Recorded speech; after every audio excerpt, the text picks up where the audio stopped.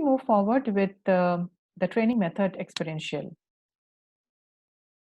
Now, there are different ways that we absorb information, we learn, we process information, we assess and access content, we retain information, right? So it could be cognitive, it could be experiential. So in this topic of experiential training method, we are going to cover these following topics. This is the agenda in the next couple of classes, including today's. So principles of adult learning, learning styles, overview of experiential methods, trends in learning and development and best practices, difference between content and process, onboarding training, projective technique, lab-based learning, adventure learning, role play, games and simulations, World Cafe design principles, instrumentation method, team training, and sexual harassment, that is POSH, prevention of sexual harassment training for the participants, for the employees, for all stakeholders of the organization. So we will have one assignment during this semester, and end of the semester we will have the semester exam. So these are the submodules that are going to be covered starting from today over the next 5-6 days. Now, this particular quote by Brian Harris, which I just read recently in the Education Week. Learner engagement is a state of emotional and cognitive commitment or willingness on the part of learners to participate in a task or learning goal. So the learning engagement will be at its peak when we are having the willingness. So when I say we, if suppose I am the facilitator and on the other side I have the participants. So the engagement will happen maximum when from the participant side there is a cognitive commitment, there is a willingness to learn. So if these two aspects are really working and it's high, then what happens? The engagement increases, the participation increases. We will see people utilizing their fullest potential. We will see that people are absorbing information well. We will see that people are processing information. They are exploring a lot of options to gather more information and knowledge. They are discussing, they are sharing their experience. So all of this will help in richness of the learning as well as retention of the content. So learner engagement will be at its peak when there is a commitment from the learner side. There is a commitment and willingness from the learner side. Given that the facilitator or the trainer is of course putting 100% commitment and all the effort to share the knowledge and the experience that she or he have gone through in his or her career, or what he or she learned from different sources. So both the sides, the commitment is there, the engagement will be at its peak.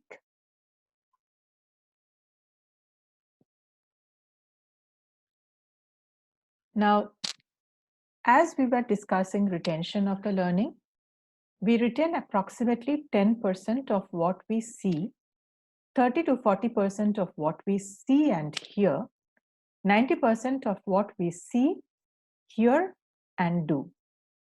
So if you see here, this is more about the visual aspect. This is visual and auditory. This is visual, this is auditory, and this is kinesthetic. So we will learn more about the visual, auditory, and kinesthetic aspects of the learning. So this is popularly known as V, A, and K. There is another caption that you see here which says that, let me just analyze this. This is from Edgar Dell. If you see here, 10% of what we read, we remember.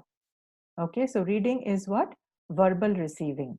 So we are seeing the words, we are reading it in our mind, or we are reading it loudly, right? So that is a verbal receiving, the words you are receiving. 20% of what we hear, hearing the words, okay? 30% of what we see. So this we are talking about what we remember and how we remember. 10% of what we read, 20% of what we hear, 30% of what we see. This is more passive in nature because you are still not involved. You are still not applying, right? You yourself, there is a term called DIY. So we are still not 100% involved in the activity. So this is all passive way of learning. 50% of what we hear and see. This is visual and this is auditory. Okay. So kinesthetic is not yet come into the picture.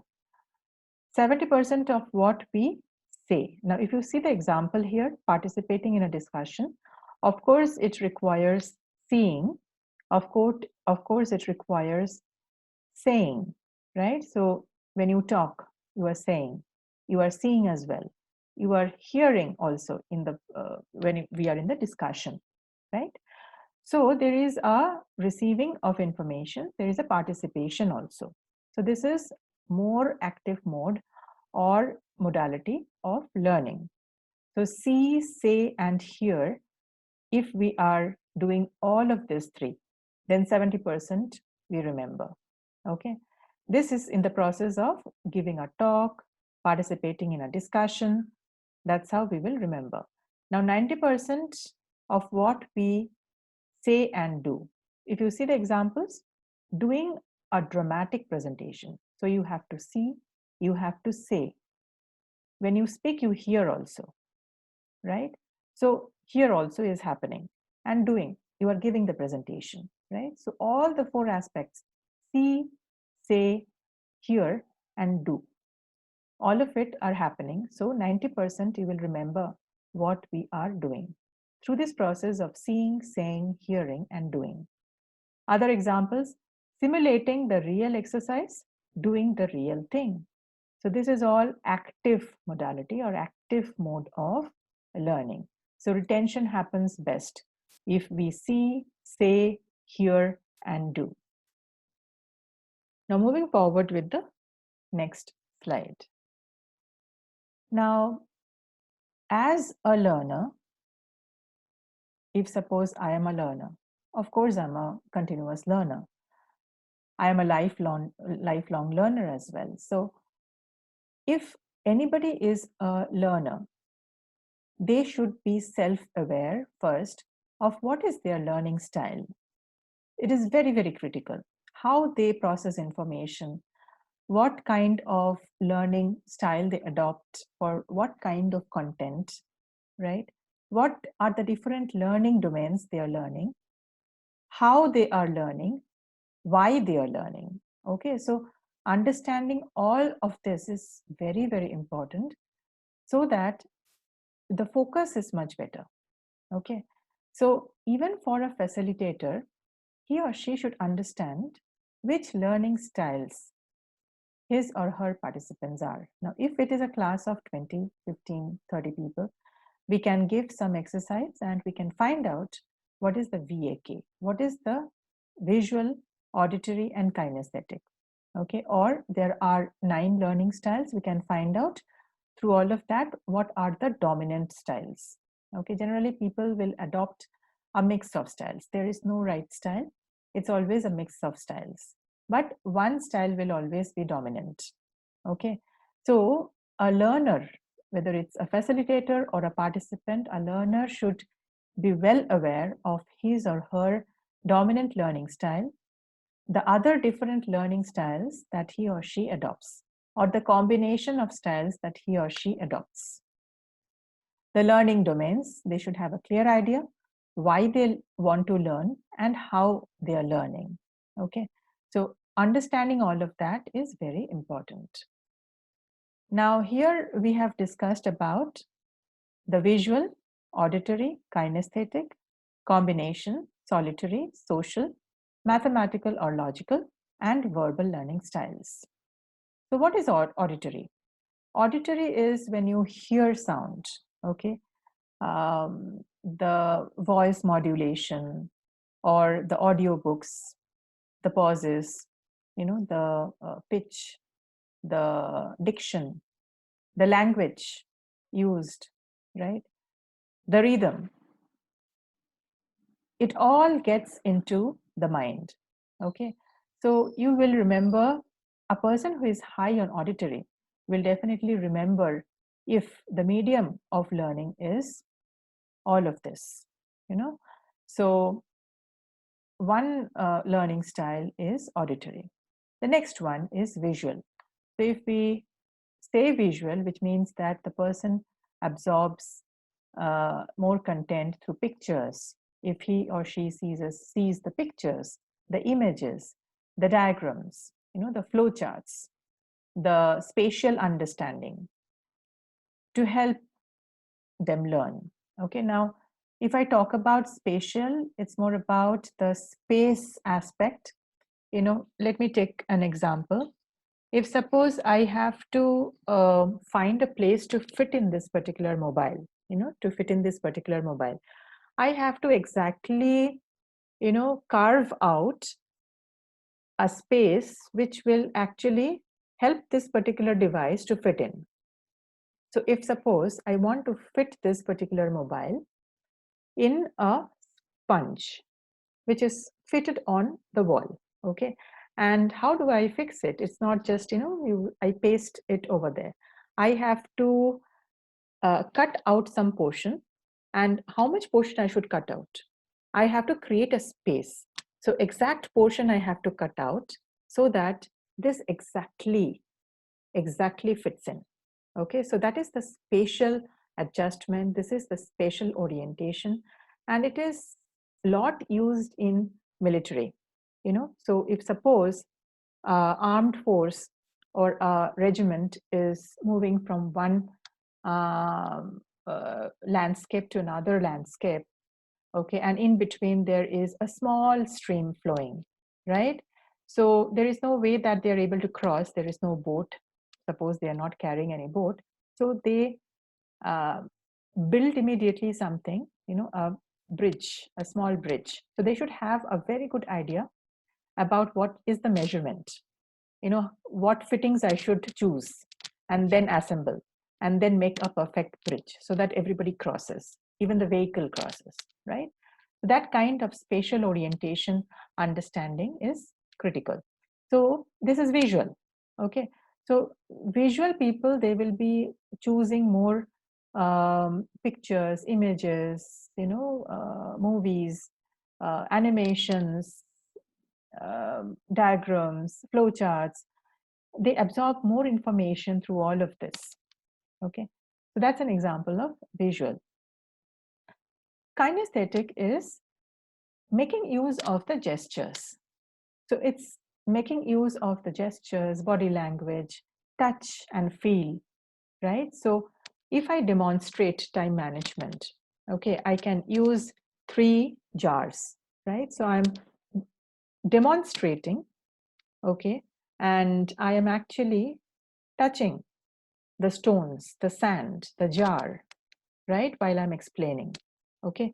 So even for the other person, it's visual, it's auditory, and if I invite 1 or 2 people, they come here, they see it, they touch it, the jars, they actually are asked to demonstrate as well after they have learned, right? So you go back to that pyramid, see, say, hear, and do. Okay, so we are giving that opportunity to the learner to come forward and go back with the demonstration. So you can pick and choose randomly, right? So everybody gets chance for different topics, right? So kinesthetic, so the touch, feel, the gesture, the body language, all of that comes into picture in the process of learning. Next come verbal. So verbal is the use of words, okay? Words are your strong point. You prefer to use words both in speech and writing. Okay, so verbal, it's not oral, right? It's verbal, it's words. So in the form of writing, in the form of saying, okay, so that can be another mode, preferred mode of learning style for people. Okay, people understand better if there is a logic. Okay, so people might be, learners might be sometimes looking for logic in certain explanations.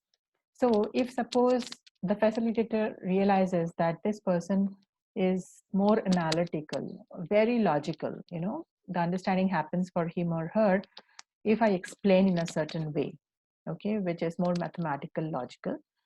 Others are not much concerned about it. They generally understand by the other aspects of learning styles, but this people or a set of people, they understand if I solve it in a different way.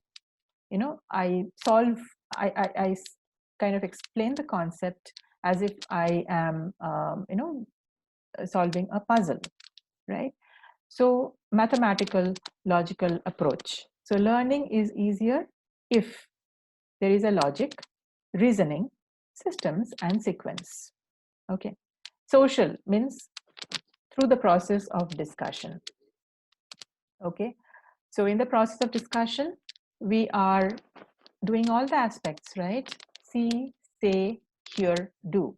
Okay. So people learn in groups. Solitary. This is more about self-reading, self-study, self-reflection. Suppose like you have attended a workshop and you have now gone back home and you are just with yourself 10 minutes. During that 10 minutes, you are quickly doing a recapitulation of what was done in the workshop, all the observations, you are quickly putting it together, what learnings from each of those chapters or from the activities, right? What you could have done better, what went right, what went wrong. So all of that, so it's a self-reflection of what you learned. So that's more about a solitary approach, or you can say intrapersonal. Social, in other words, we call it as interpersonal. Okay, and a combination approach, so a blended approach. One more we will discuss here, two more rather. One is the naturalist. A lot of learning happens in an open environment under the sky, right? In the greens, in the open air. Okay, so you would find a lot of people enjoying and absorbing more and participating more, engaging more. That's why we have sometimes outbound trainings in a very free flowing environment and in the open. Okay, so that they come out of their comfort zone, right? And they participate even more. Okay. The other one is the existential. So in existential, it's more about the purpose. The learner has a clear purpose of why he or she wants to go for this learning. What is the need? Okay, they have a clear understanding about it, right? So these are the different learning styles. So there is no one right learning style, right? And there is no one wrong learning style. Okay, so people use a mix of learning styles depending on the type of content they want to learn. Okay, the different domain that they are in. Okay, so it is always a mix and match of learning styles that they want to adopt. Okay, so let's understand, as I mentioned, self-awareness, it starts over there. So let's understand what is your learning style. Okay. Now, this concept of multiple intelligence, now there is a high link between these learning styles and also multiple intelligences.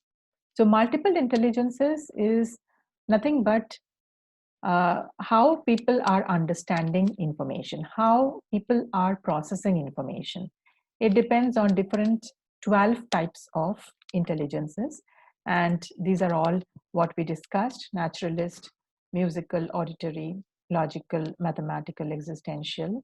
So these are all multiple intelligences, right? So depending on our intelligence level, we will perform differently. We will understand differently, not too much differently, but if you have two people and one facilitator conveying a particular concept, at the end of the class, you ask the two participants, can you summarize? So two people will summarize not too differently, but not too same way also, right? So there would be difference. There will definitely be difference of how much they absorbed, what points they are saying, right? What they understood. So everything will be clear to the facilitator, right? So it depends on the intelligence level, okay, how they understood and how they processed information.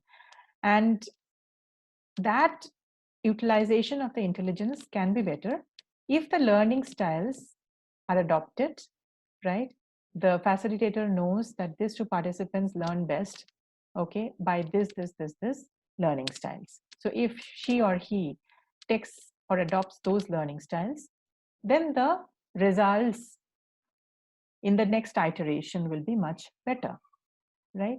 So self-awareness of the learning style is critical in order to improve the speed, quality, and retention of the learning, right? Okay, so some examples are given below. Visual are the transparencies that we can use. These are the aids, right? Training aids or the visual aids. Transparencies or transparency sheets, videos or slides, flip charts, readings, demonstrations.